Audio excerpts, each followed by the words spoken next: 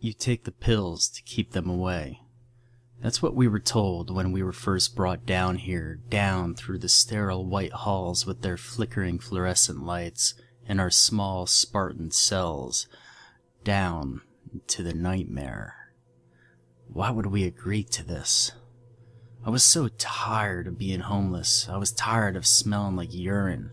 I was tired of the looks that people gave me like they knew I was here. But if they could just avoid eye contact, maybe I wouldn't talk to them. Wouldn't show up later in their dreams, tugging at their conscience. I was tired of sleeping on cold concrete every single night. I was tired of being so fucking hungry all the time. The man in the suit had come with his pretty white teeth and his expensive sunglasses, asking for volunteers. Medical trials, he said. I know, a scary movie waiting to happen, right? But when he promised full meals and warm beds, how could we pass that up? Being homeless, your life is a scary movie. You sleep in the alleys normal people refuse to walk down, hurrying by in case whatever is lurking in there reaches out and grabs them. You wait until the gangbangers and the prostitutes and the pimps and the junkies all pack it up for the day before you dare shut your eyes. And even then, you're not sure you'll ever open them again. Now I lay me down to sleep and all that bullshit. On any given day, you don't know what might get you. The knife of some strung out hophead, a stray bullet from a drive-by, the cold, the hunger. So when Mr. Fancy Suit, and he never gave us his name by the way, came along with his bright smile and his promises of food and beds, I couldn't hop in the van fast enough. I didn't care if this was the beginning of a real-life horror flick. It couldn't be any worse than what I lived every day, right? There were 7 of us in the back of the white van. We were clearly picked off the streets. You could smell the depression in the thick air, piss and sweat. We sat, hunched, quiet, our eyes taking each other in as the bumps in the road jostled us, our heads bobbling with each jolt. It was like in the movies when you see a bunch of soldiers in the belly of some plane, getting ready to parachute into a hot zone. Everyone's just quiet and waiting for wherever the hell is coming next, and hoping it doesn't end in a body bag. The van didn't have windows, and there was a solid divider between us and the cab, so we didn't know where we had been taken. If we thought we would find out once we got to our destination, we were wrong. After a couple hours in the van, the back doors swung open to reveal a giant bay, like a hangar, constructed of corrugated metal. 1 part warehouse, 1 part garage, 1 part I don't even know. It was filled with shelves stacked with boxes, big silver industrial piping with valve hand wheels the size of a bus steering wheel, and a half a dozen more white vans. The bay door, like oversized garage doors, were already shut. There were no signs, no clue as to the identity of our hosts. Even the man with the bright smile and fancy suit was gone. Instead, we were greeted by a younger kid, like he was straight out of college. With sandy hair, thick glasses, and a clipboard. He barely looked up at us and said, "Okay, if you'll follow me, we'll get you guys processed." The college kid, who, by the way, also did not introduce himself, shuttled us from place to place for the next few hours without saying much beyond giving us basic instructions. White hallways with wax floors and fluorescent lights took us from one room to the next, where College Boy would tell us what we were supposed to do and make a little tick on his clipboard.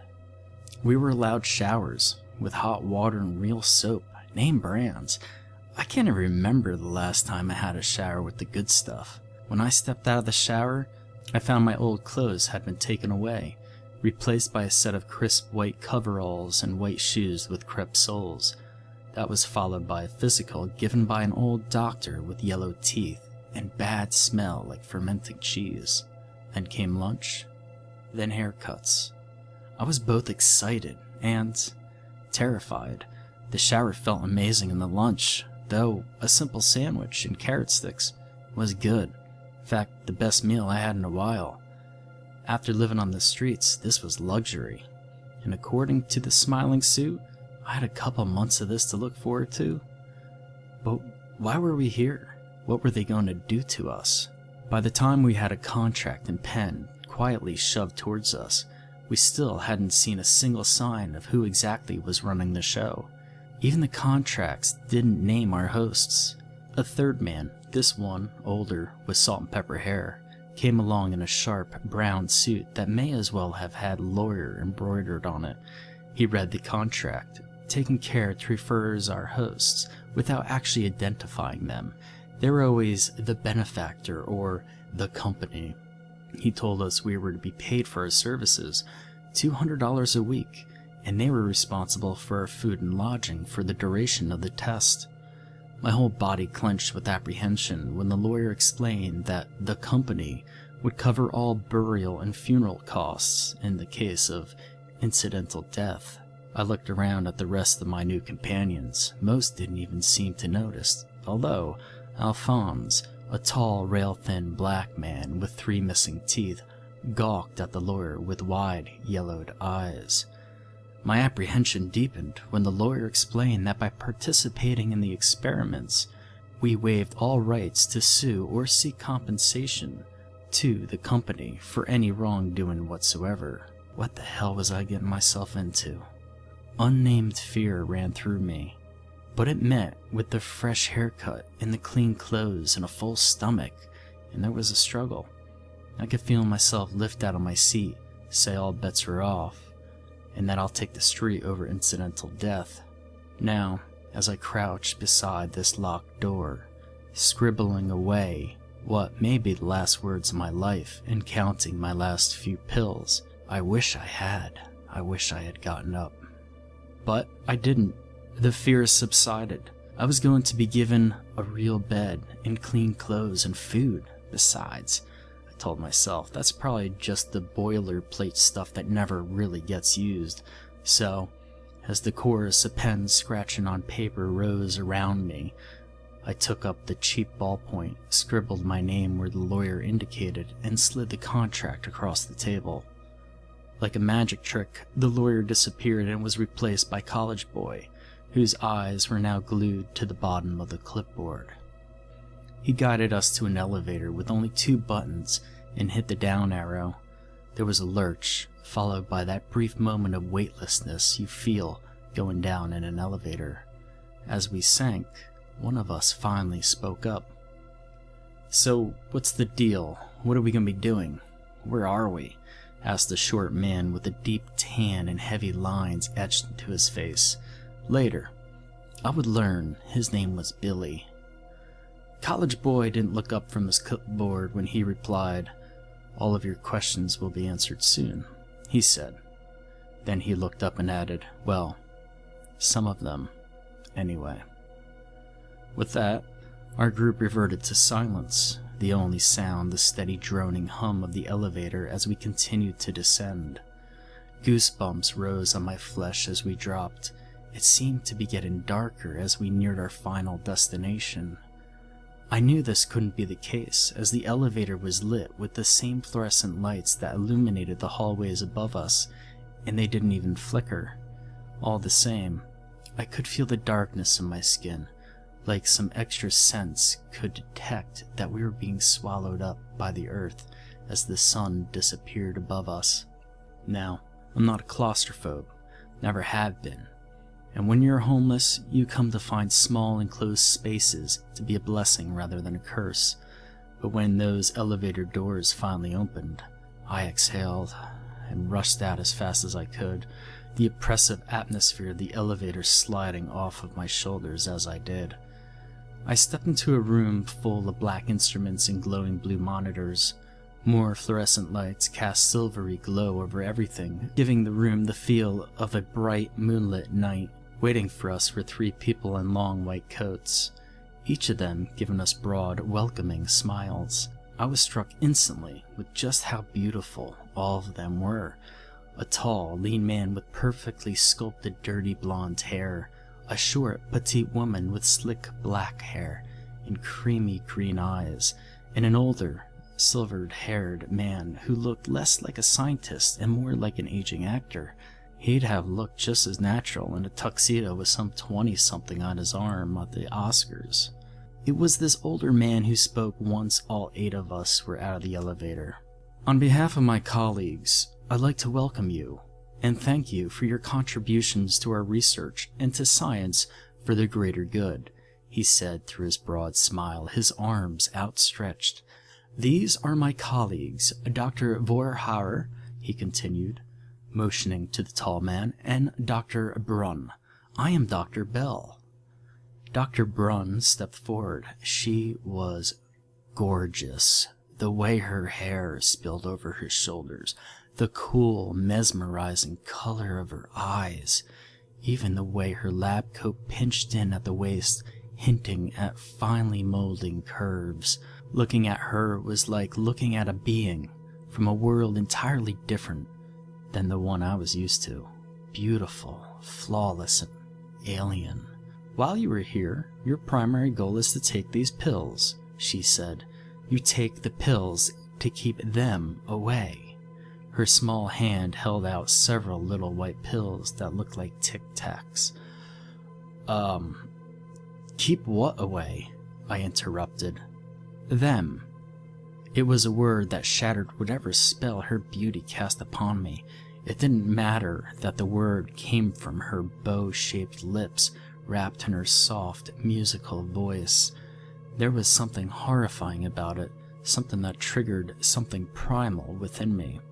She flashed me a smile, her eyes crinkling up at the corners. "Unfortunately, we can't divulge that information at this time. All you are required to know is that if you take the pills when they are offered, you will keep them away." This answer did nothing to ease my fears, and after a quick look around at the rest of my companions, I could see the unease on their faces as well. Dr. Vorhauer cut in. "I can see that you are concerned. All we could say is that at this time you are free to go, but upon doing so, you forfeit your right to the pay and accommodations this experiment will afford you, and we do expect to be reimbursed for the services already provided to you today." "And very good accommodations they are," Dr. Bell chimed in cheerily. He looked like a grandparent watching a kid about to open their present on Christmas Day, like he couldn't wait to see how pleased we were all going to be. The fear was still simmering, thick and tangible in the recesses of my mind, but the idea that I would have to pay them back for their services was more urgent. How much would that be? The food would be cheap, but a physical? Did that mean they would charge us for the lawyer and the gas money too? I wasn't the only one trying to do that bit of impossible math in my head. Without a word, as a group, we must have signaled that we were defeated. Dr. Brunn started speaking again. "Starting tomorrow morning, you will take the pills when they're offered, and that is it. We aren't asking you to perform any special tests. You aren't on any special schedules other than normal meal times. You are free to do what you like with the time you spend here. You will each be given your own room and restroom facilities. We also have a common room with several amenities, a gym if you like to exercise, and a cafeteria where you will take all of your meals." Billy raised his hand. "Excuse me, Doctor. Is there anywhere to smoke around here?" "I'm sorry," Dr. Brunn said. Her face darkened before finally settling on a sympathetic look. "We do ask that all participants refrain from smoking for the duration of the experimental process. We do, however, have a number of cessation aids to help you, if you would like." "Before you're shown to your quarters, are there any other questions?" Dr. Bell asked. A wrinkled old woman named Carly raised her hand this time.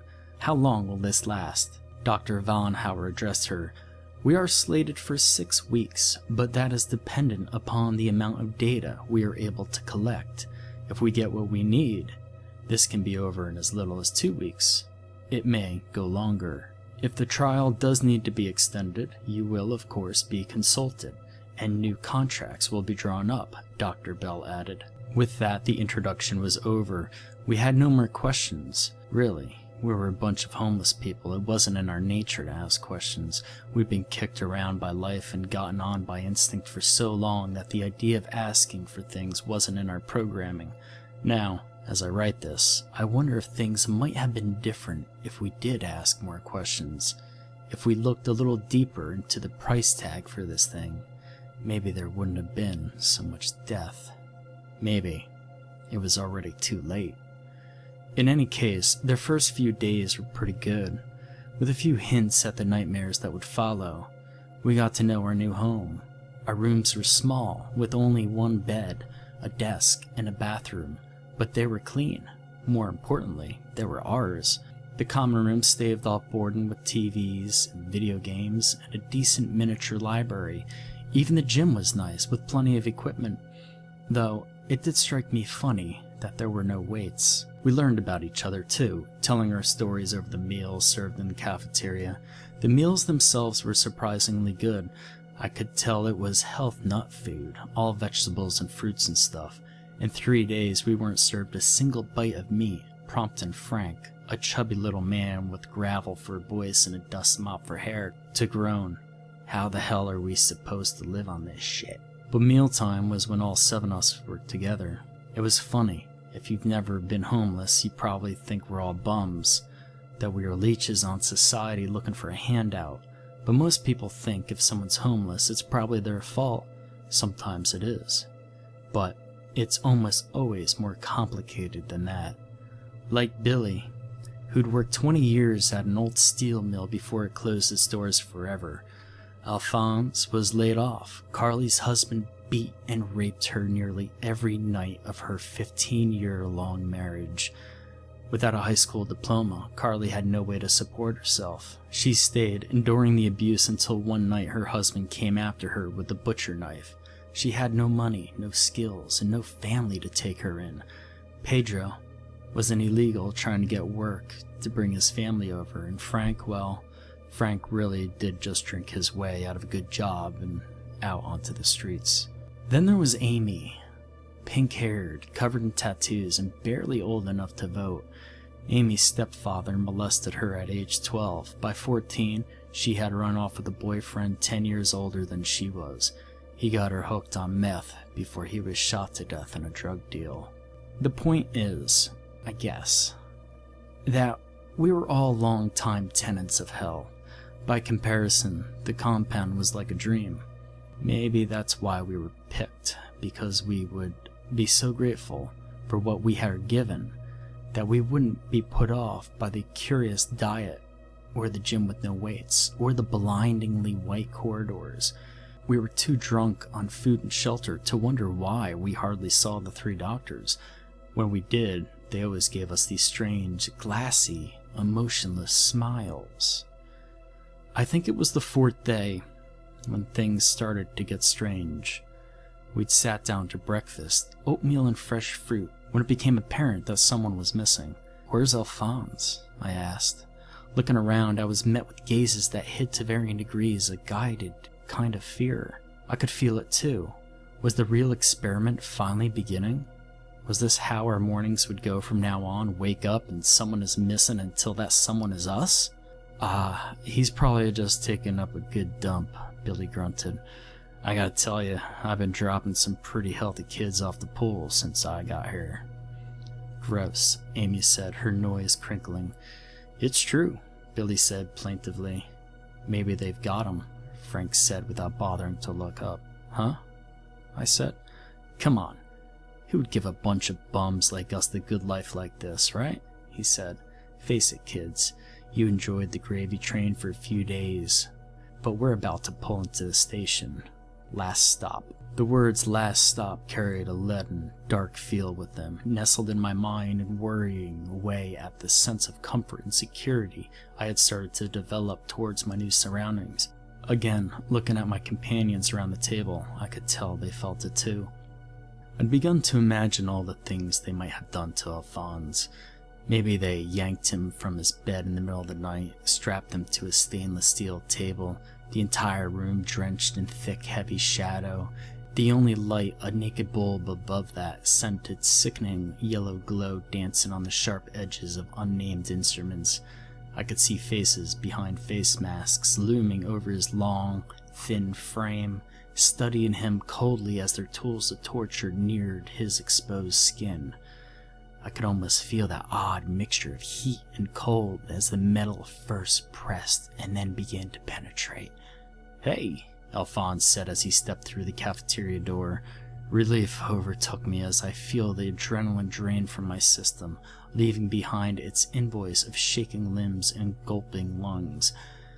I was being silly, of course. "Hey, buddy, we were just talking about you," Billy said, scooting over to give the man some room. I was so relieved to see Alphonse here, healthy and alive and not being tortured, that at first I missed the worried look on his face. It wasn't until he spoke that I realized that the man was genuinely spooked. Did you guys get your pills today?" he asked. "Of course," I said. "What, you didn't?" Slowly, Alphonse shook his head, his yellowed eyes wide and nervous. "Nah, man." I shrugged. "Don't worry about it. It's probably just part of the experiment." Even as I heard the words come out of my mouth, though, Dr. Brun's words rang in my head. "You take the pills to keep them away." Fear drilled through the faces of my companions at this revelation, yet no one said anything, almost as though not talking about our terror might somehow make it go away. We spent the rest of breakfast talking about anything but the ominous instructions given by Dr. Brun. Breakfast over, the 7 of us went about our day. It's odd how quickly you can form a routine, even in the strangest of conditions. We'd only been at the compound for 4 days, and I could already predict where everyone would go after our morning meal. Carly curled up in the library section of the common room as she read one of those novels that usually have a statuesque, half-naked couple on the verge of making love on the cover. Frank and Billy watched an old movie on one of the common room TVs. Pedro's would be working out. And Alphonse? Usually Alphonse took up one of the desktop computers, headphones on, playing some vintage video game or something. But today, his usual spot in the common room remained vacant. I didn't pay this any mind, as my usual post-breakfast spots was sitting next to Amy as we played video games. She had won 8 races in a row on Mario Kart when I threw my controller down in mock disgust. "I'm gonna work out," I sniffed. "You mad, bro?" she teased. "I'm not mad, bro. You cheated. I would have won if you played fair." "How did I cheat?" she said, indignant. I almost told her she was cheating by looking so pretty all the time. I had started to develop a little crush on her, but not wanting to seem like a creeper, I simply said, "You must have rigged my controller. That's the only way I can explain it." "Right," she placated me. "It was the controller. Go work out, and when you're done, you may want to try practicing unless you want me to humiliate you after lunch." "I was thinking Street Fighter after lunch," I said. "Oh no, no more Street Fighter," she growled. "Why's that?" I said innocently. "You cheat," she snapped. Laughing, I left the common room. I strolled down the white unmarked hallways toward the gym. I wasn't sure if there was any romance budding between Amy and me, or if she just liked hanging out with me because I was the only one in our group within 10 years of her age. Whatever the case, being around her had the effect of making me feel fuzzy, almost high. Something about the cold hallways of the compound had a way of sucking the happiness from me, though. I was about to round the last left turn before the gym when I felt a hand reach out and clamp down on my bicep. "Hey man," Alphonse whispered. "Holy sweet Jesus," I jumped. "You scared the fuck out of me, man." "Listen," he whispered. Alphonse's big yellow eyes were wide open, jerking all over the place as beads of sweat sprouted and tentatively traced their way down his forehead. "I'm seeing shit. I'm seeing strange shit, man." Whoa, Alphonse, calm down," I said as I placed a hand on his shoulder. "It's all right. Everything's fine. Just relax." I cooed in what I hoped was a comforting voice. The thing was, even in that stark white hallway, I didn't really believe what I was saying. Not deep down. The shadows, man, they're moving. "What shadows?" I asked instinctively, looking around. There were no shadows. The entire hallway bathed in the white, soulless light of the overhead fluorescent bulbs. It dawned on me then that there were hardly any shadows anywhere in the complex. All of the common areas, including the halls, were bathed in thick, omnipresent white light. Only our rooms seemed to escape the all-encompassing glare, and even then, only after bedtime. "The shadows," Alphonse insisted. "Everywhere. Shadows everywhere. They're fucking moving." "Shadows don't move," I soothed. "Then there's something in them," he protested. "Look, man, I know what I'm seeing. There's something moving. There's something down here with us, and we can't see it if we're taking the pills." "This is crazy," I breathed. "You need to relax. You're probably just freaking out because they skipped your pill today. Take a breath and calm down." "I can't calm down." "Alphonse," I snapped. Something, maybe the volume, maybe the way I squeezed his shoulder, seemed to focus Alphonse. His eyes stopped darting from one place to another, and he looked at me for the first time since grabbing me and yanking me aside. "Listen, you're going to be okay, alright? Let's get you to the common room, and maybe just hang out with the other people will do you some good. Deal?" Alphonse looked down on his shoes and shook his head. "Yeah, alright, you're probably right. Place got me all fucked in the head, you know? My mama told me not to trust people that just hand shit out. She said everyone's in it for themselves. You know what I'm saying?" "Come on," I said. "Been through the same shit. Of course I know what you're saying." I walked Alphonse to the common room, and after sitting him next to Frank and Billy, went over and told Amy what had just happened. "Keep an eye on him, okay?" I said. "What are you going to do?" she said. "Nothing. I'm just saying, Alphonse shouldn't be alone today." "Yeah," she nodded. "You're right." For the rest of the day, Alphonse was shifty and nervous. Unless he was actively engaged in something, he would look over his shoulder or stare into the corners of the room, but at least stopped talking about the shadows. Shadows that didn't exist. The next morning, I grabbed my breakfast from the counter. It was odd how we never saw any staff, I realized. Every time they came in for a meal, the food would just be sitting there in a buffet-style tray, but we never saw anyone change them out. Every time I got undressed and showered at night, my dirty clothes would be whisked away and replaced with a fresh set by the time I was done. This was just another oddity of our new habitat, one that I'm thinking our hosts weren't counting on us to notice. To a degree, they were right. As I sat down to bagels and a fruit salad, I realized I was holding my breath as the rest of my companions filed in. It wasn't until Alphonse arrived with a smile on his face that I finally exhaled. "I guess your pill came today," I said, patting him on the back. "Yeah," he chuckled. "Feel better?" I asked.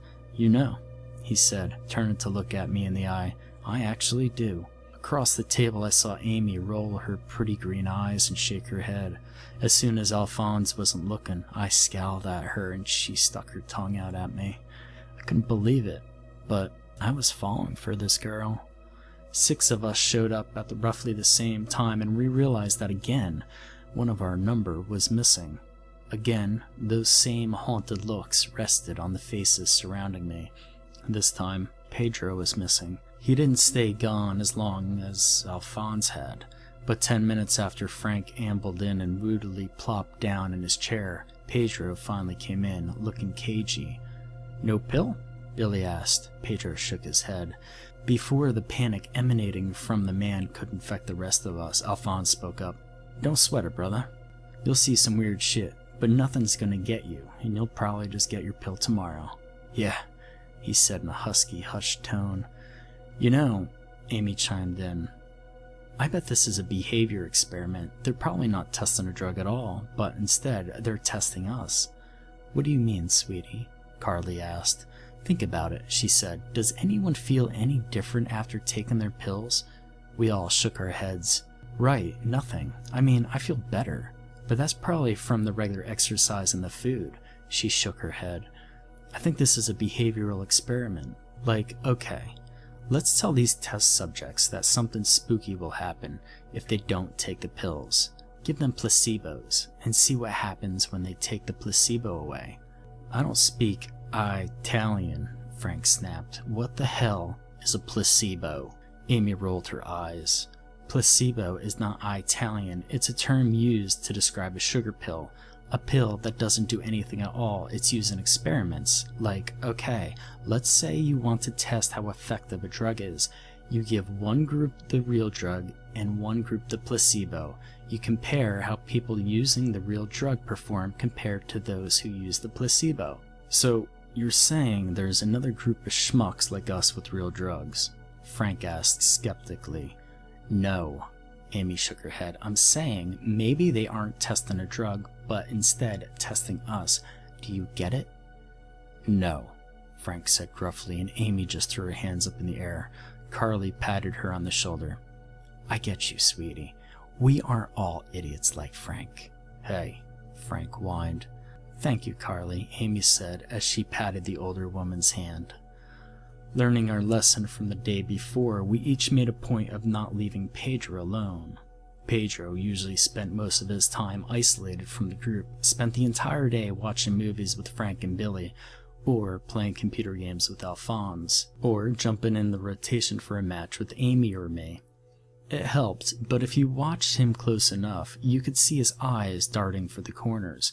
You could see those little hints of fear, the little rivulets of sweat at his temples, the slight tremor in his voice, the way he would jump if someone touched him or spoke to him from behind. Still, Pedro, and the rest of us for that matter, made it through the day. Morning came again, and the question finally dawned on me. Was it really morning? How could we know? We could be waking up in the middle of the night, and we wouldn't have a clue. This thought disturbed me to no end, and I could feel panic attack come on when I felt someone slap my back. I started and jumped, spinning around on my heel to see Alphonse's grinning face. Ease up, brother. Just me. Hey, Alphonse, I said with a groan. You're cheerful. Pills 2 days in a row, he declared. Then, leaning in as though sharing some big secret, he whispered, and the shadows ain't moved an inch. I chuckled. I shouldn't have. It really wasn't funny. There was something dreadful about the sentence, something truly horrifying, and yet the only thing that seemed appropriate was laughter. What's the saying? We who are about to die salute you. No shit. 4 people were already seated when we got our breakfast. Frank, Billy, and the 2 women. 6 again. Alphonse and I looked at each other, a spark of terror rising between us, but Alphonse shrugged and grinned like it was no big deal before heading over to the buffet and grabbing his breakfast tray. We talked about stupid things that morning. The movies that Frank and Bill had made it through since we arrived. Carly's favorite author, none of us recognized the name, and she went off on this lecture about not knowing good literature when we read it. It was all fake. It was all an act. The truth was, when Pedro still hadn't shown up by the time we emptied our trays, we were all scared shitless. Sure, there was sympathy. We 7 bonded down in the catacombs. But if one of us disappeared, that meant all of us could disappear. Incidental death, the contract said. As I write this, I wonder if anyone else remembered that phrase. We started to file out of the cafeteria when Pedro busted in. Yo, man, what's up? Alphonse said, plastered on a look of good cheer that didn't fool me. They still haven't given me a pill yet, he said. Now Pedro looked as though he was on the very edge of tears. His big, soft brown eyes were swimming, and his eyebrows were raised upwards plaintively. Don't worry, man, Alphonse assured him. We got you, brother. Today's the same shit as yesterday, only a different date. Alphonse laughed hysterically at this as we looked on, bemused by his inappropriate mirth. And ain't nobody know what the date is around here. Ha, get it? Yeah, real funny, Frank grumbled. Not knowing what else to do, we just repeated what we did the day before. We kept Pedro in the group, forced him to socialize. As I watched him, I could tell it wasn't working. He would stare, his fists balled up tight, his feet pushed up to the toes, as though he was making to run at any second. Pedro put on a good show, but it was for our benefit. He was scared to death. Despite the fear that tripped off Pedro, he and the rest of us, by proxy, made it to lights out without incident. I have to admit to feeling grateful I was no longer on Pedro watch. He was freaking me out. The way he kept looking behind me, like there was some great hulking thing, all sinewy muscle and sharp claws and fangs stalking me, prowling, each silent step drawing closer until it was ready to strike, its sharp, saber-like nails ripping through my flesh, my blood spraying onto the pristine white walls. I was glad the day had come to an end. I had just slipped beneath my sheets and blanket when I heard a banging noise coming from the far wall, Pedro's cell. "Hey Pedro," I shouted, "if you're going to jerk it, keep the noise down." I was trying to play it off even as terror, as I had never felt it before, poured through my entire body. It was almost tangible, this sense of dread, like I could peel it off my skin and hold it in my hand. The banging only grew louder until I heard Pedro's voice. Loud, shrill, and panicked. "Dios mío!" A scream followed, and I leaped from my bed, my sheets and blankets fanning out in a fountain of fabric as I raced for my door. I only barely registered as the wood from the door slammed against the wall, my feet thudding against the ground almost as hard as my heart thudded against my ribs. The hallway was now doused in darkness. I couldn't see. Instead, I relied on memory to carry me the few steps to Pedro's door. Following the sound, following the terror, his shrieks ripped through the air, and I heard footsteps, other footsteps, clamoring from all directions and converging on me as I felt my hand wrap around the doorknob. What the fuck is going on? Pedro, is he okay? The chorus of voices flooded my ear, only to be drowned out by Pedro's screams. I turned the knob in my hands, but it didn't budge, barely registering a faint jingling noise as it stood resolute against my efforts. On the other side of the door, Pedro's screams turned into a sickening gurgling noise. "What's happening?" I heard Carly cry, her parchment-like voice cracking from the fear. "Stand back," came Alphonse's deep voice. Reluctantly, I let go of the knob. In the thick, inky black, I couldn't see a thing, but I could feel and hear as Alphonse took a few steps back and charged at the door. A heavy thud rang through the hall, but the door held fast. "Oh, fuck," Alphonse cried. I heard him step back again, followed by another, louder thud. Something whispered past my shins, and I heard a crack. "Fuck," Alfonso yelled. "My fucking head, man." "Come on," Amy said in the dark, and I groped for the man myself, my fingers brushing against Amy's until we found his mask and hoisted him to his feet. "Please help," Pedro screamed. "What do we do?" Carly whimpered. "Nothing," Frank's voice answered. There was a sense of finality to it, grim and ugly. Billy's voice came next. "Bullshit, Frank, we have to try." More jiggling and the constant thump of something heavy against wood.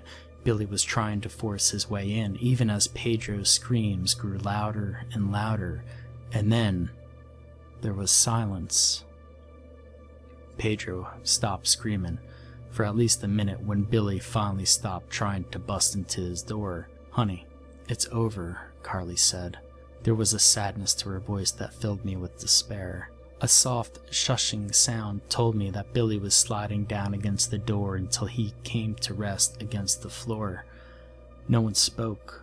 No one made a noise. What was there to be said? What was there to even be done? They had brought us down here, and despite Amy's theory on placebos, we weren't going to make it out alive. Finally, I heard Frank's grunt. "Fuck this, I'm going to bed." One by one, our group shuffled off to their cells until the only person left with me outside Pedro's door was Amy. She said my name. "I don't want to be alone tonight." Her voice was small and weak. "I got you," I said. We held hands so we wouldn't lose each other in the dark. I took the blankets and the pillows from my room, and she led me to hers. She slept in the bed, and I slept on the floor. Of course she offered me the bed, but I know, stupid, right? We were probably going to die, and here I was, still trying to be a gentleman. No one talked at breakfast the following morning. Even at dinner, there was nothing but silence, just 5 pairs of eyes, each filled with horror, each looking like mice that had just heard the screech of an owl in the moonlight.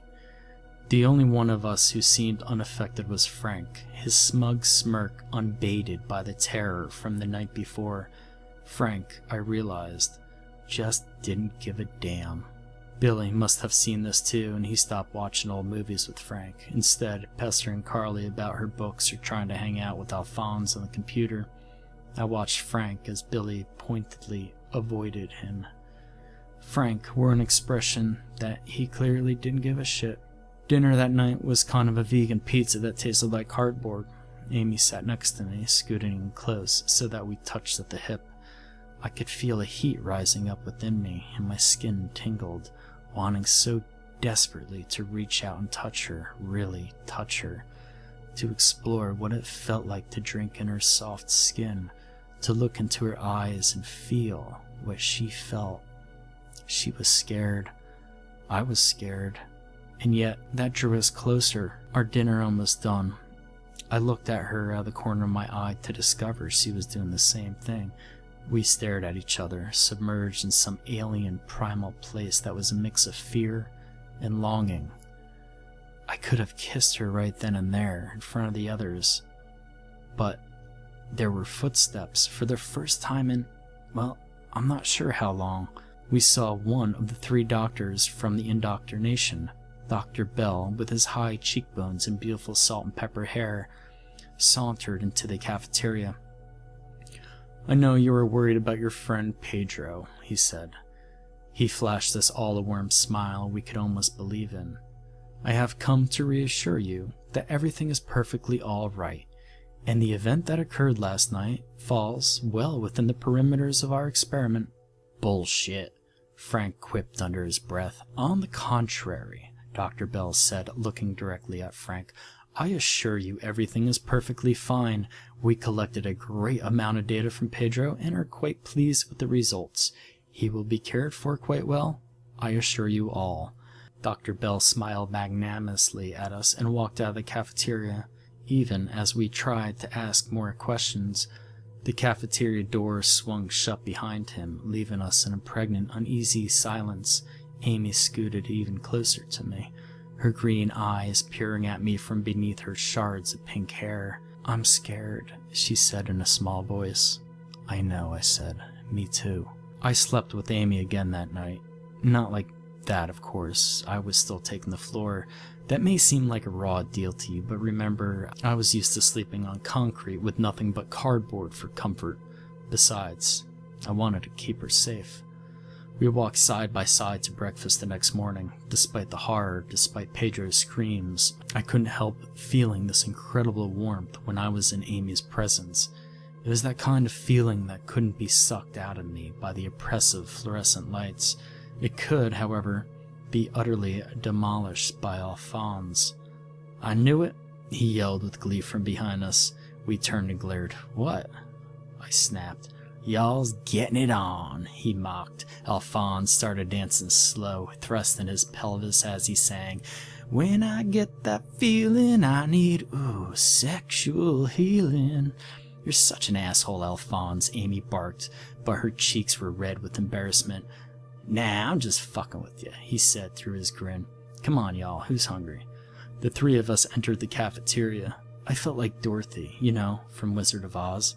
We're all just walking down the yellow brick road, and sure, there might be a wicked witch waiting for us, but hell, she was vulnerable to water, and at the end I could click my rubber slippers together and go home to a nice place on a farm. It was a nice thought, one I hoped would last, but as I sat down with my food, I could feel the question hovering over us all, almost as tangible as the fiberglass trays before us. Who didn't get the pill this morning? Billy just stared at his food, his hands in his lap and the corners of his mouth turned downward in an almost comical frown. I tried to ask, but the words died in my mouth. "Hey Billy, you, The eyes that looked back at me carried the weight of condemnation with them. He didn't part his lips to speak. He shook his head before looking down at his bowl of cereal.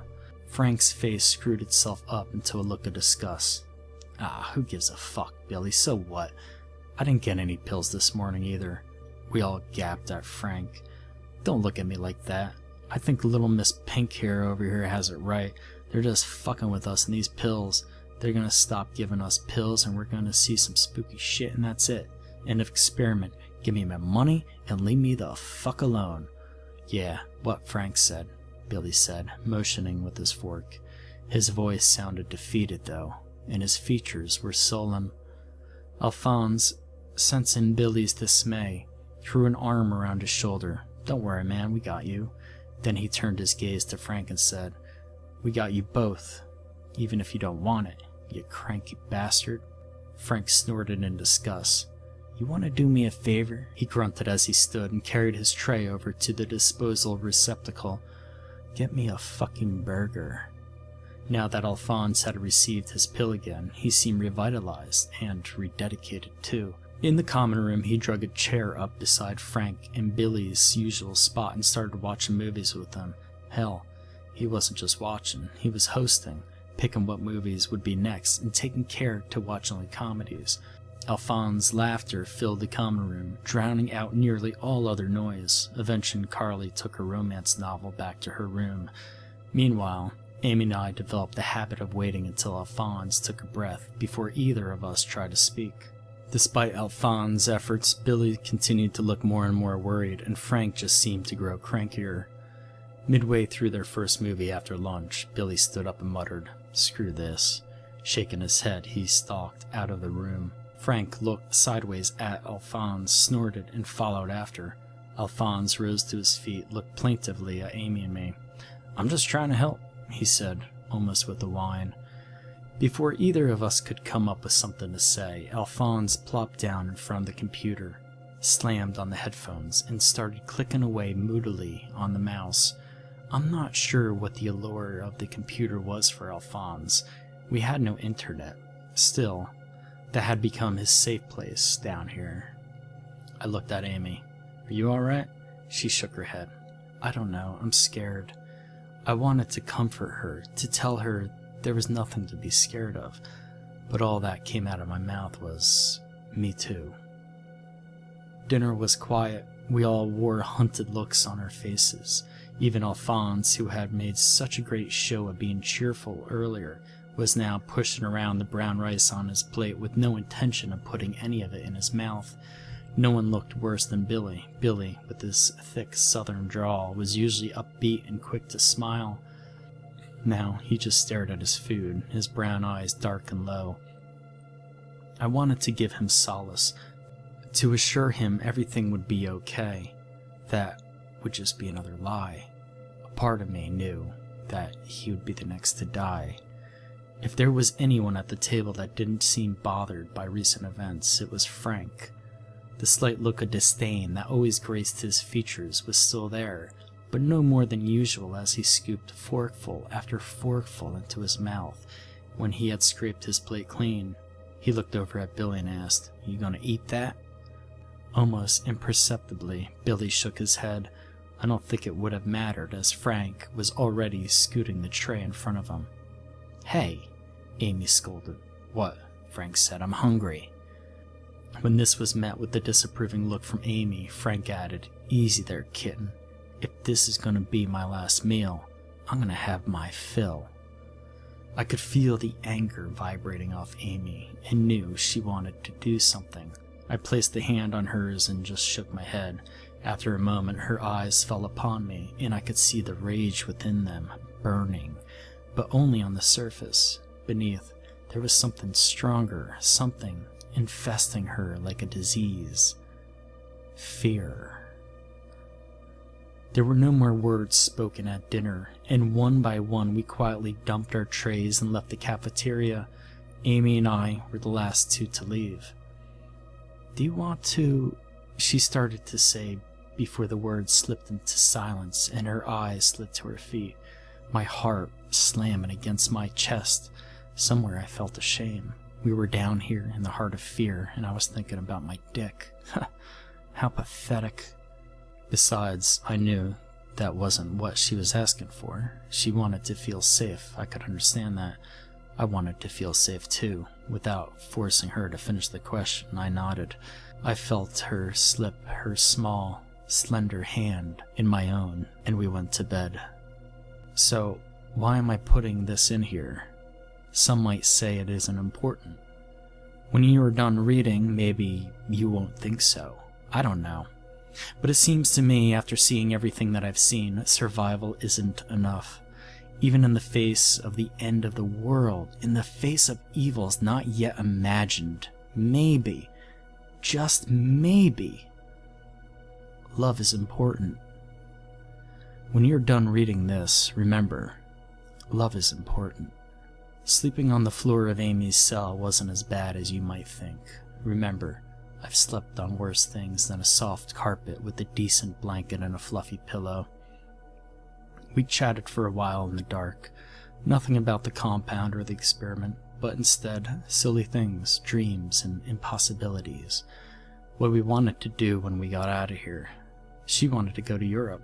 I just wanted to find a job and buy a little house, somewhere out of the city, away from all the concrete and sirens. Sleep came. I'm not sure when it happened, or where we were in our conversation. It just happened, as it often does. What I do remember is that the lights were still off until the screams filled our ears and shocked us awake. "What the hell?" Amy hissed. "Billy!" I barked. Her shins connected with my spine before I felt her hands reach for me and help pick me up off the floor. Hand in hand, we left her cell and entered the main hallway. It was filled with the sound of Billy's terror and the footsteps of the remaining subjects. In the opaque blackness, I could hear Alphonse say, "No, man, that's Billy, what the fuck?" There was crying, too. At first I thought it was Amy, but it was too far away. Then I realized it must have been Carly. All of a sudden the screams grew louder, punctuated by the sound of a door swinging open and slamming shut. Footsteps accompanied the wailing as the cacophony grew nearer.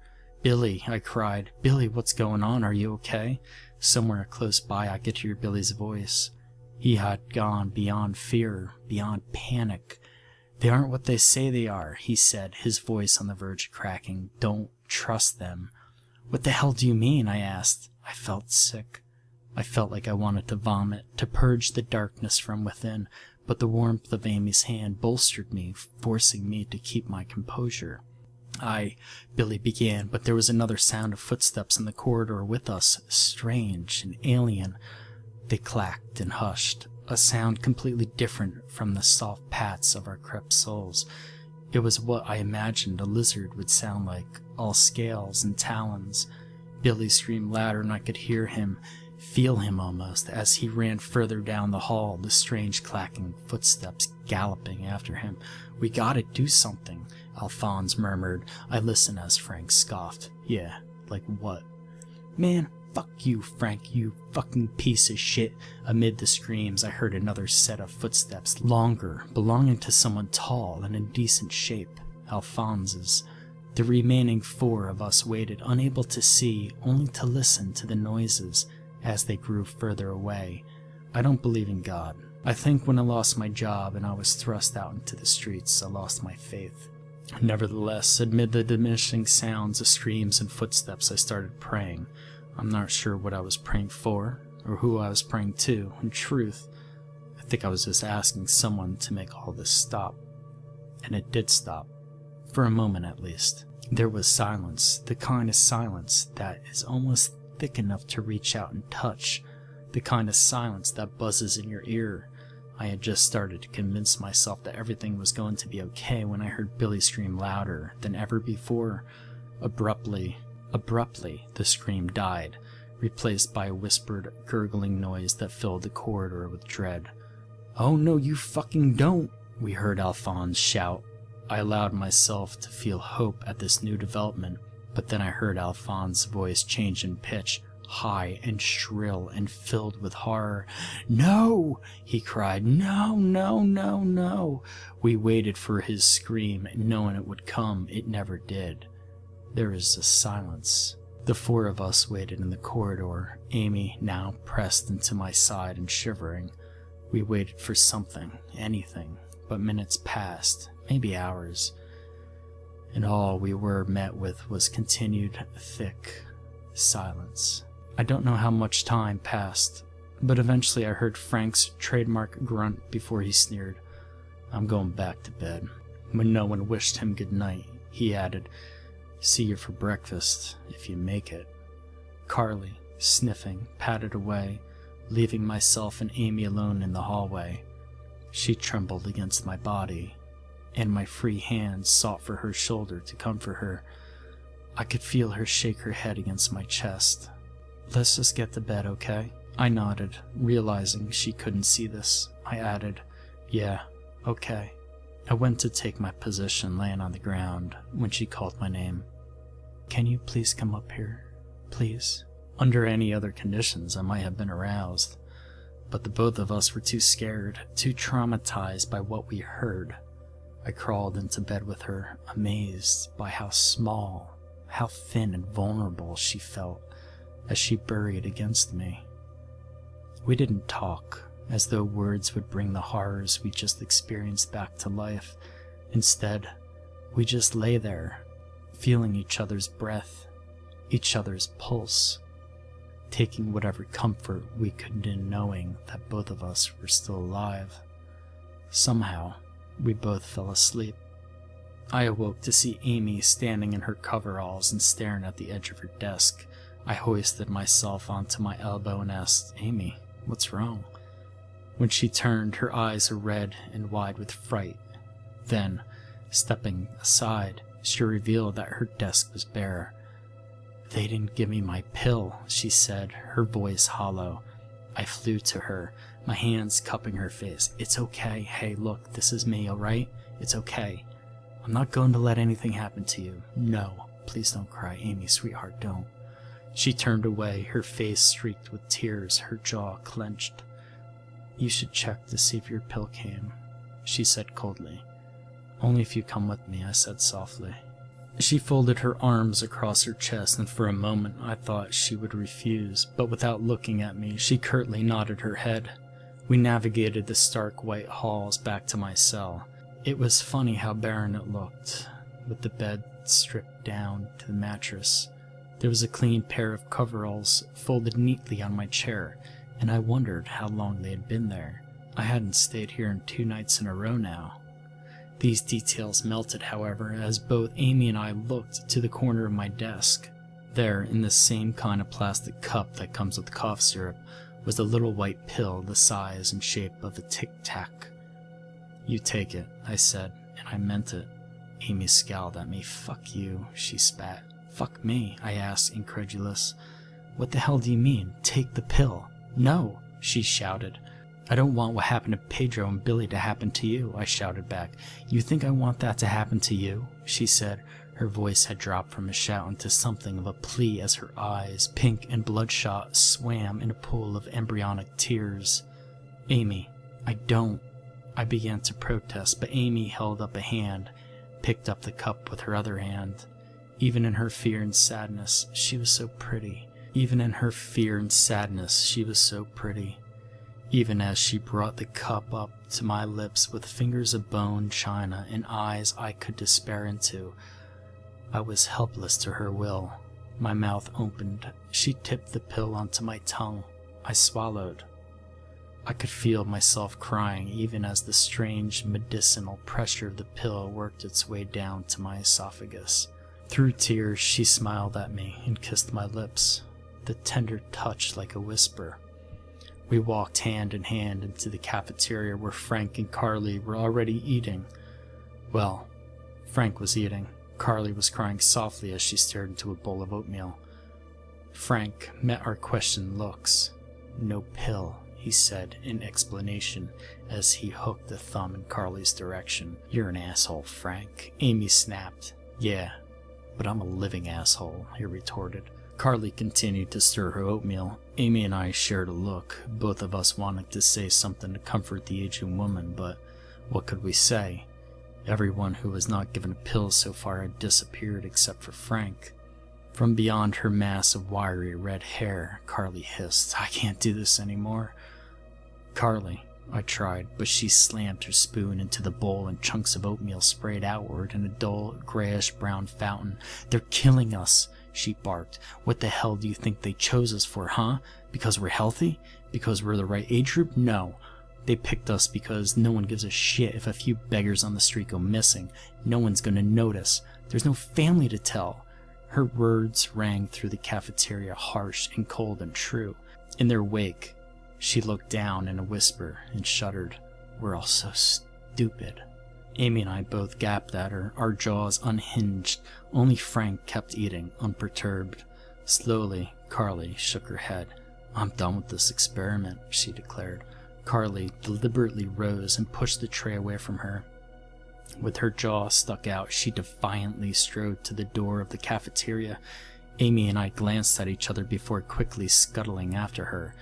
Behind me, I could hear Frank chuckling sardonically, and in that moment, I hated him more than I had hated any other person I had ever met.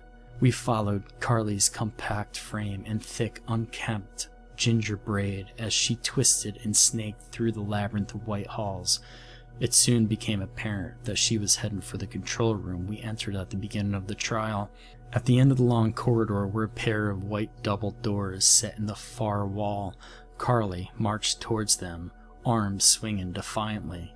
Beside me, I could sense Amy's pink hair and her trepidation as Carly reached for the doors. She started pounding. You open up, she ordered. You open up, you sons of bitches, and you let me out. Carly, as I heard Amy call after her, Carly, sweetie, come with us, okay? Amy's words rang hollow and unanswered. You let me the fuck out of this thing right now, Carly demanded. I'm not going to sit down here and let you fucks murder me. You let me out right goddamn now. Carly kept wailing at the doors. When her fists didn't force them open, she started kicking at them. I reached for her shoulder and thought better of it, unwilling to test the tempest of her rage. She screamed at the doors over and over again until the corridor flooded with a calm, soothing voice. It was Dr. Brunn. The subject will cease her assault on the control room door immediately. Or what, you fucking cunt?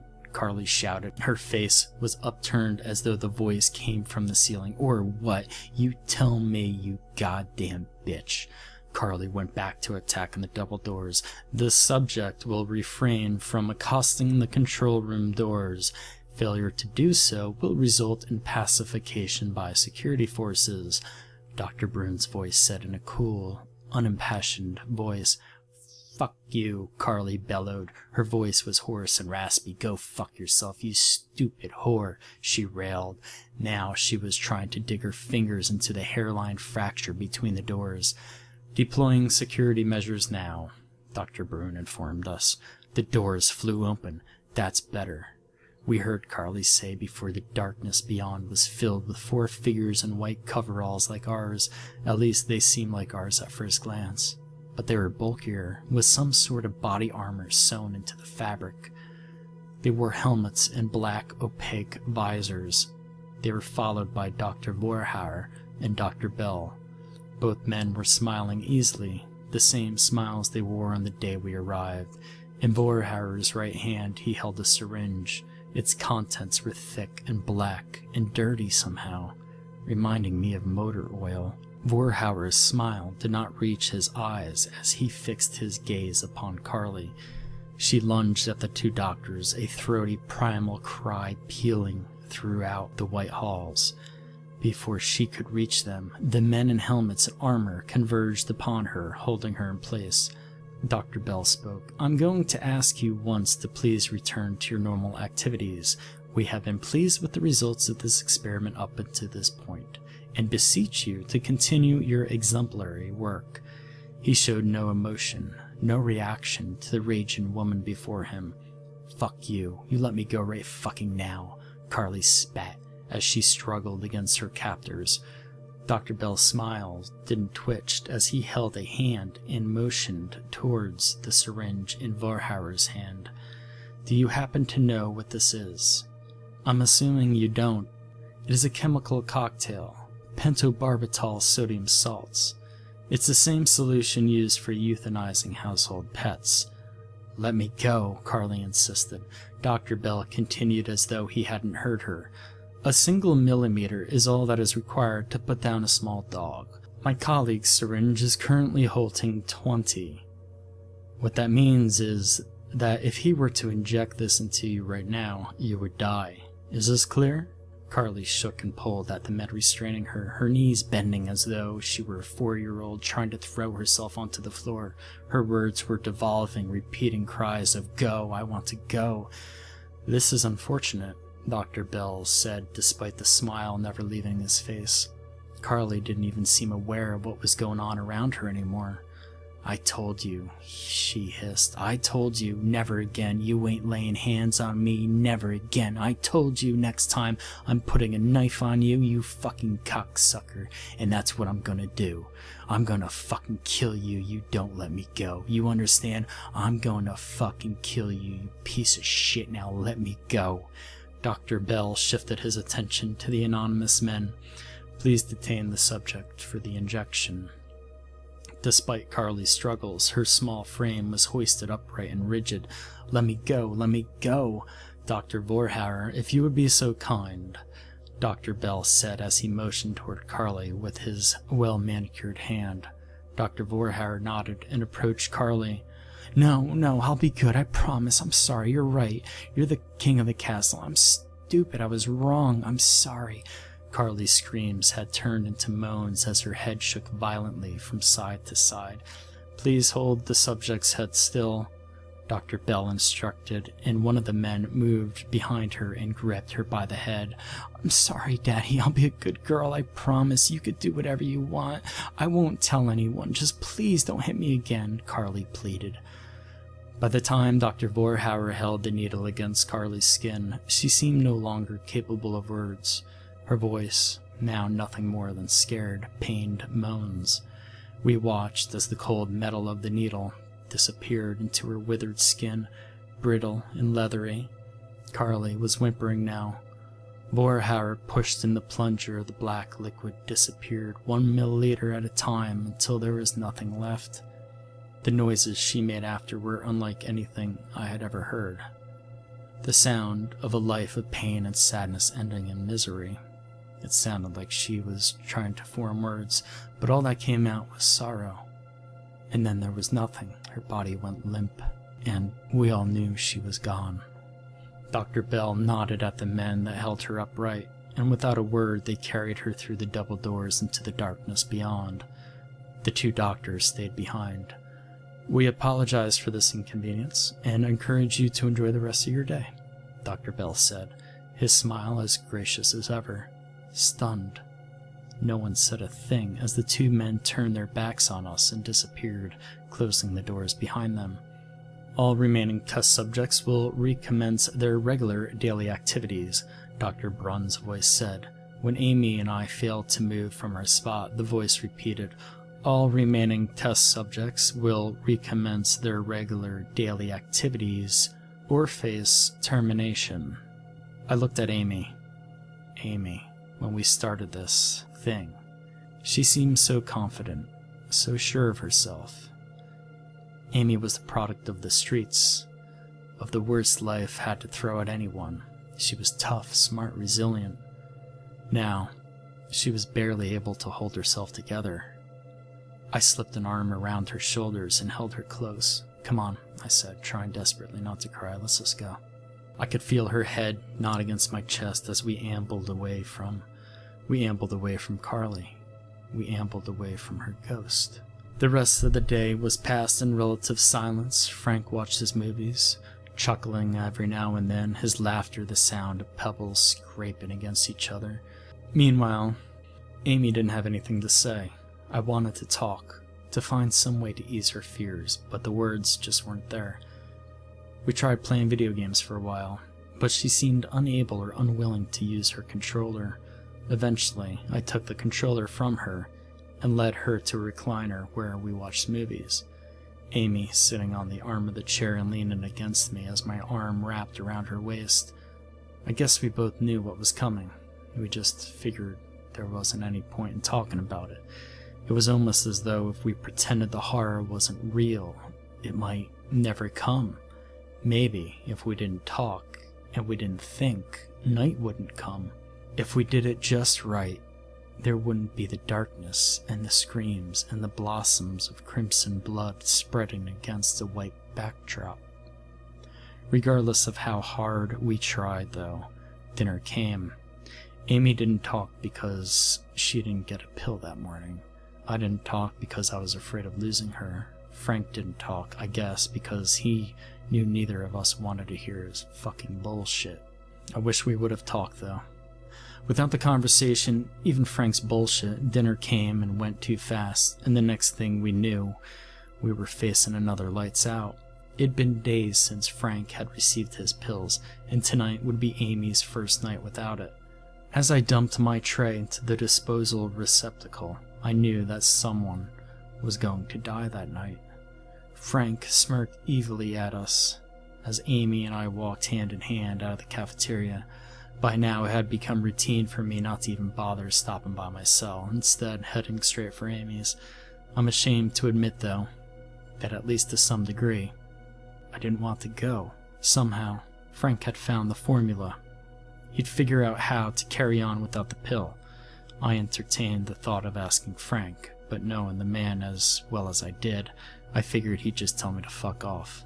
Amy, on the other hand, I didn't want to think about it. I wish I could turn off that part of me that cared, but the thing was, I knew she was scared, and I knew she needed me. So when she took my hand and guided me back to her cell, I was helpless to resist. We crawled into bed together, me ready to spoon her as we had done the night before, but as I started to get comfortable, I heard her whispers in the dark, small, vulnerable, irresistible. "Make love to me, please." I did.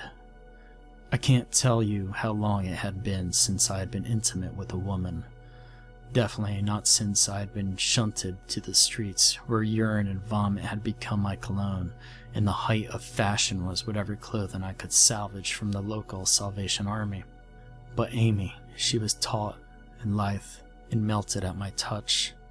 The sensation of being inside her was a revelation, but even that was nothing compared to her kisses, sweet and caring and desperate. I didn't last long the first time, but Amy was understanding, and after a few moments of rest, we went at it again, this time long and hard, pouring our souls into the act until we were both spent, giggling and exhausted, our sweat mingling with our struggling breaths in the perfect dark that wrapped itself around us. I fell asleep with her in my arms. When I woke up, she was gone. "Amy," I said, my eyes bleary with sleep sweeping the room. Nothing. I checked her bathroom, but it was unused since the night before. "Amy?" I said as I left her room and started jogging down the white hallway. Panic boiled in my gut as my jog quickly turned into a sprint. I checked the gym and the common room, but her pink hair and slight frame were nowhere to be seen. I was about to enter the cafeteria, but something turned me away. I'm not sure what it was exactly, but as I sit writing this, I think I was just trying to prolong learning the truth. I wasn't ready to face the fact that Amy was gone.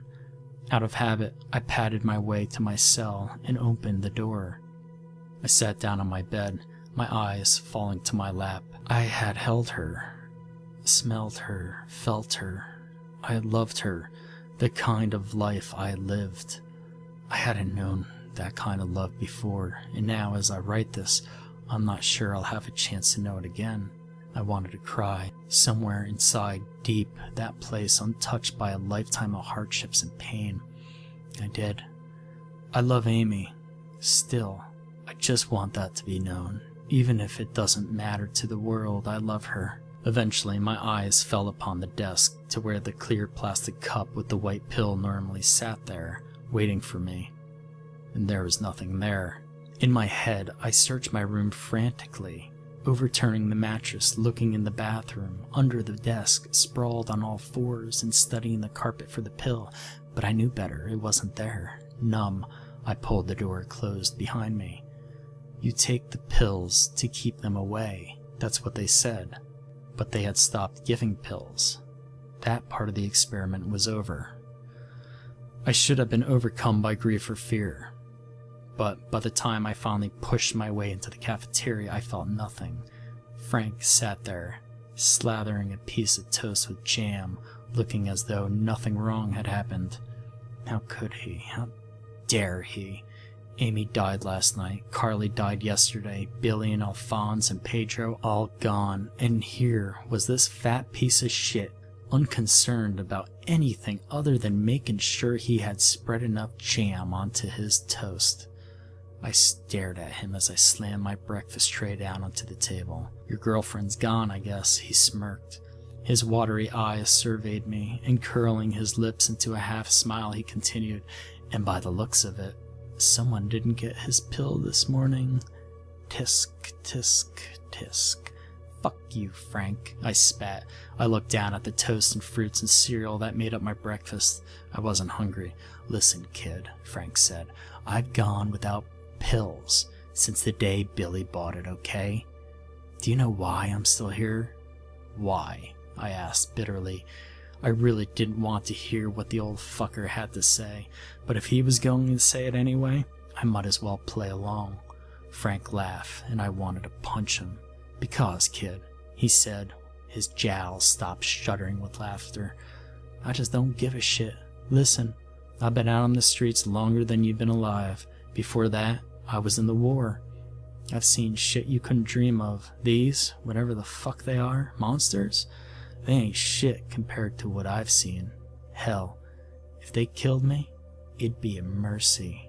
"Maybe they should get on that then," I said, bitterness and hatred oozing throughout my words. Frank nodded. "Oh, they will. They will. Trust me on that, kid. Ain't none of us getting out of this alive."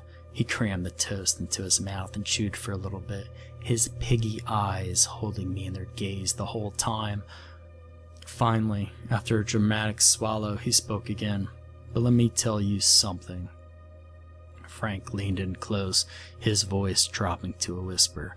"You're gonna see some shit, kid. And it don't stop with the shit Alphonse was saying earlier. You're gonna see the shadows move, but it gets worse, way worse. D'you know I saw what got Billy?" I shook my head. Frank nodded.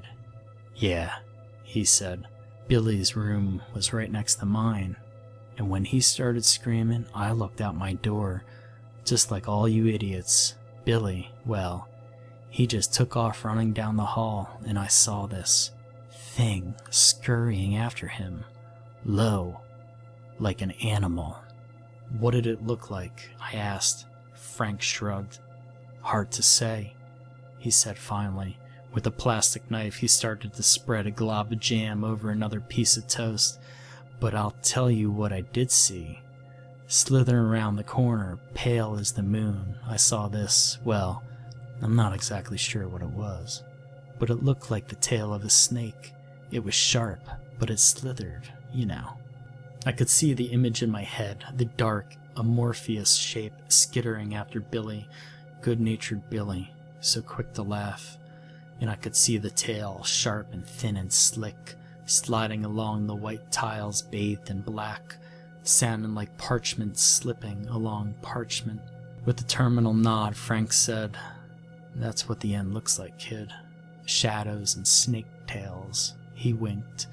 I mumbled something about him being a miserable old fuck as I took my tray to the disposal receptacle and marched out of the cafeteria without sparing the man so much as a glance. That day was impossibly long.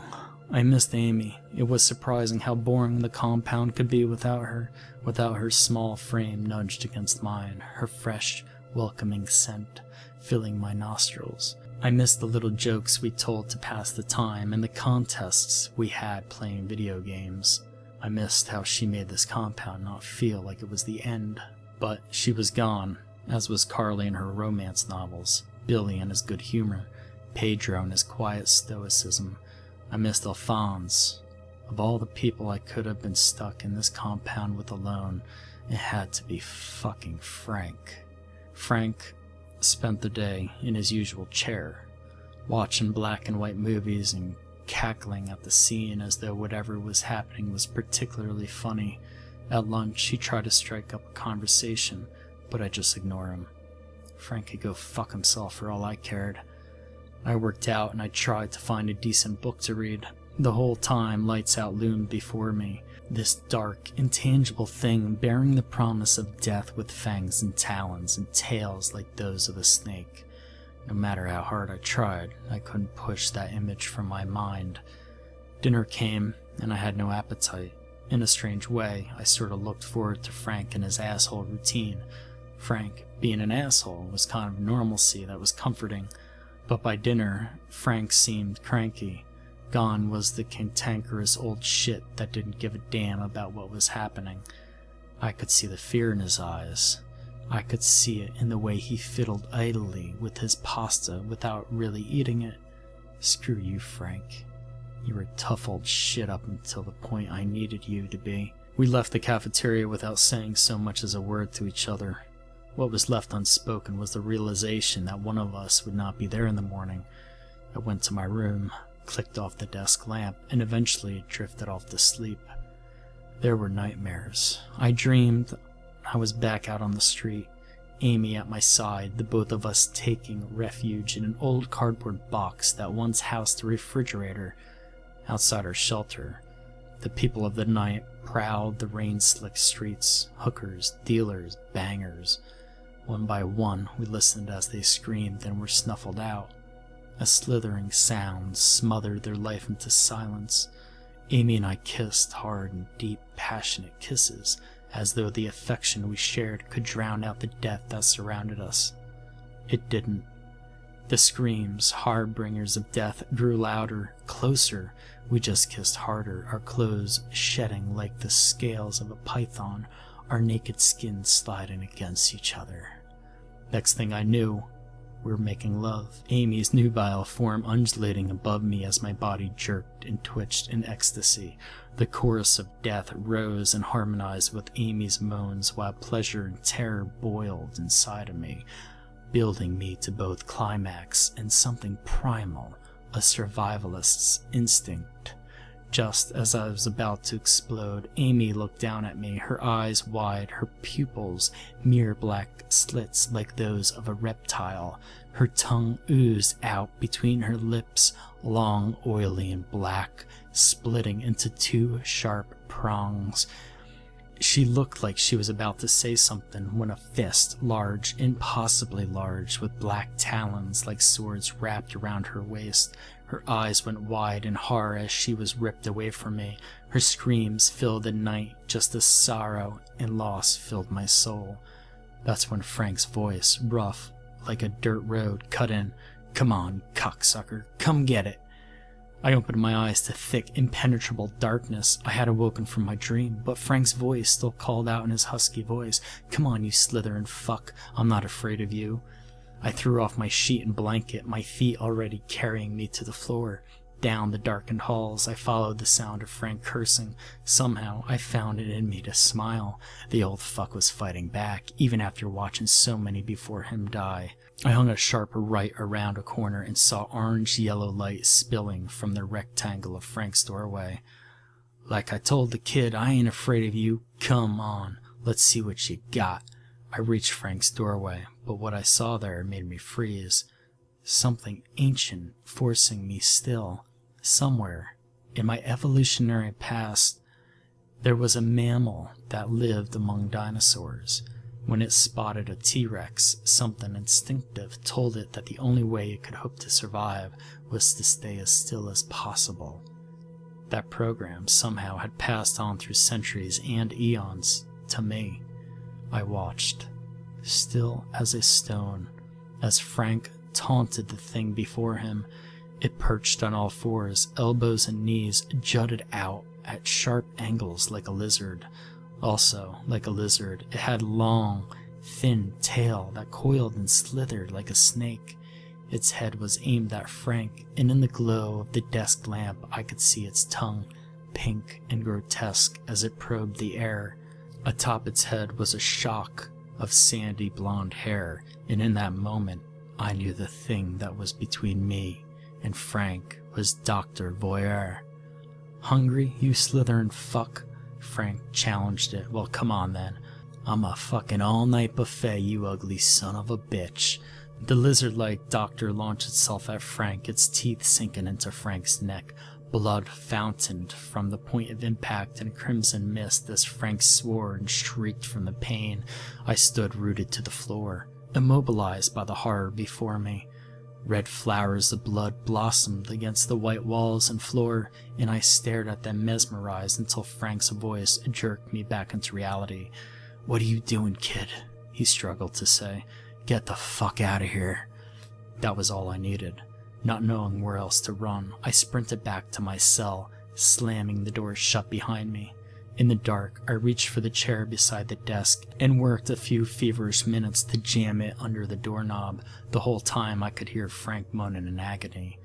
Frank was dying, and I was doing nothing to help. After I was sure the door was barricaded as much as I could manage, I paced the cell, not sure what to do next, my mind filled with little more than static when I barked my shin against the bed frame. Without thinking, I turned on my desk lamp. I screamed. On the floor, directly in front of me, was another lizard thing. This one was slightly smaller than the voyeur one, and the mane of slick black hair told me that this was Dr. Brunn. Before I could say anything else, she heaved herself up onto her hind legs and covered my mouth. Her hand felt strange against my skin, papery and brittle, but there was a sense of muscle and bone underneath. It felt like she could snap my neck whenever she wanted to. "Shh," she hissed. "Be silent." Her voice sounded strange, not at all like the voice we heard over the announcing system or during indoctrination. It was hushed and hoarse. If sand could talk, this is what it would sound like. "I'm here to help," she said in her strange, ancient whisper. "If you don't scream, I'll take my hand away." I nodded, hoping that she would take that for compliance. With relief, I felt her hand slip from my mouth, the talons of her black claws drawing sharp, white lines across my skin. "What the fuck is going on?" I asked in a whisper. Dr. Brunn appeared to consider the question, her yellow eyes and oblong pupils directed to the ground for a moment. Finally, she started to explain. "You've been chosen to test a drug. The drug makes it impossible for your kind to detect my kind. My kind have been trying to find a way to walk among your people for a very long time." "What are you?" I asked. "We are ancient," she said. "We've been among you for as long as your histories record. Once we were looked upon as gods, then as monsters. When your kind started to develop weapons, we hid, taking to the caves and digging underground. For many centuries we hid, feeding off of your weak, your feeble, those you could not miss. But we longed for the days when you worshipped us. For many of your kind, there could be no satisfaction until the day had come when we could leave the shadows and take our rightful place as the dominant species of this planet. It would have been hard to believe if it weren't for the fact that this was told to me by some lizard woman. Even now, I feel that description is a little unfair. Yes, they had tails like lizards and walked like lizards, but Brunn's skin wasn't far from ours, pale and free from scales. Across her whole body wove a latticework of black veins like ivy. Even now, in her true form, her face looked almost the same as it had on the first day, if it weren't for the veins in the reptilian eyes. I wouldn't have been able to tell the difference. "If that's so," I interrupted, "why aren't you trying to eat me?" "Because," she started to answer, "not all of my kind agree that we should be the only dominant species. There are many of us that recognize the advances that humans have made, that believe the only way we can continue is by working with your kind, not dominating it." "That's really very nice," I said. I could feel the adrenaline pouring into my system, the desk behind me pressing into my back, "but that still doesn't explain what you're doing here." Dr. Brunn scuttled toward me impossibly fast, her forearms reaching for the chair and hoisting her up until she was face to face with me. "You can tell the story," she explained. "You can stay alive until those who are like me come to rescue you." "I hate to tell you this," I said, repulsed by her. Up close, she didn't look human at all. Her face was too pale and rubber. Her intense eyes were somehow alien. "But I didn't get a pill today. I think that means I'm on the menu very soon." Dr. Brunn held out one of her forelimbs. Despite her reptilian form, Her forelimb still ended in a human hand. Resting on the palm were a small number of pills. "What do these pills do anyway?" I asked as I scooped the pills into my hand. Sliding back down to all fours, Dr. Brunn said, "They prevent you from being able to see our true form." "So why would I want to take them then?" "Because they are toxic to us. For as long as the pill is in your system, we can't eat you," she explained, matter-of-factly. "That didn't stop them from killing Alphonse or Carly," I spat bitterly. "They put the experiment at risk," Dr. Brunn said. "They may be alive now if they hadn't intervened." "Bullshit," I spat. "There was no need to. If you want to stay alive, you'll take the pills," she interrupted. "They'll keep them away until the others arrive." "And when will that be?" I asked. "Soon," she said. "I hope." I opened my mouth to ask another question, but I felt her hand cover my mouth again. I shuddered. "No more questions," Dr. Brunn said. "I can't stay, or else I'll be discovered. Take the pills and write down what has happened here, just in case." "In case of what?" I asked, dread numbing whatever bravado had been stirred within me. "In case my allies are too late," Dr. Brunn said grimly. With that, she returned to all fours and skittered to the door. She gave me one last look. Despite her reptilian form in that gaze, I could see both hope and despair battling each other. She turned the doorknob. I looked down at the palm of my hand. 6 pills. If Dr. Brunn was wrong, if she didn't have any allies, or was just lying, I had 6 days to live. With a soft click, Dr. Brunn turned the knob, opening the door, and slithered out into the hallway. Emotionally exhausted, I collapsed to the floor. I vaguely remember popping a pill into my mouth and swallowing it hard. This was beyond anything I could imagine. It couldn't be true, could it? They're just now. But even as I was rejecting what had just happened, the things I had just seen, I heard a voice just outside my door. "Dr. Brunn," came Dr. Bell's voice. "What a surprise to see you down here. It isn't your turn in the rotation, is it?"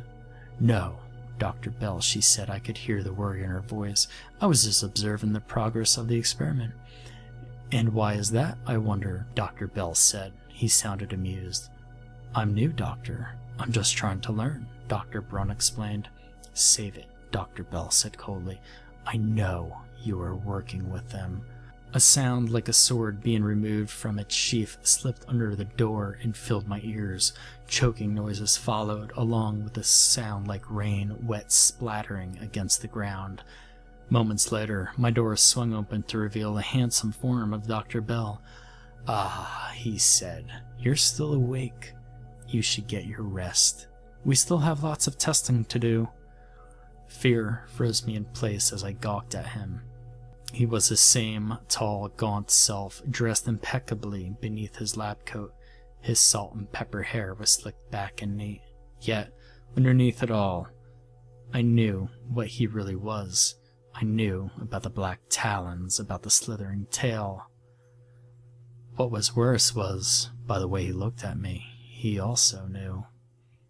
The week that followed was torture. There was no one. No one to eat meals with, no one to play video games with. Frank and Billy were no longer at their chairs watching old movies and chuckling the way old men do. I missed Alphonse and his infectious optimism, and even Carly and the way she curled up with her romance novels. I missed Amy. I missed the way she smelled, and the way her tawny body felt against mine. They were all gone. Instead, the only companions I had were Dr. Voorheer and Dr. Bell, and yes, I saw them quite often. Every day they came to these sterile halls and asked how I was getting on. They wanted to know if I liked the food, or if the pills were causing any adverse effects. This morning at breakfast, Dr. Bell even sat down and ate with me. He asked about my upbringing and how I had become to be homeless. He asked about Amy, like he didn't know. I'll hate that bastard beyond the grave for that. He asked about the pills. "How many do you have left?" he asked as he popped a grape into his mouth. "Plenty," I lied. Even as I said it, My hands dug into my pockets to confirm that I had taken the last pill just an hour earlier before breakfast. Dr. Bell smiled. "I know you're lying," he said. And then, as he went to throw his breakfast tray into the disposal receptacle, he shot over his shoulder. "I'll be seeing you again very soon." This notepad is almost empty now. I think I got everything. I'm sorry if I missed anything. It's almost morning, or at least whatever we have come to know as morning. I've been down here so long, I'm not sure when the sun actually comes up. I do know the last pill will be wearing off soon, and someone will be coming. I just hope it's the right someone.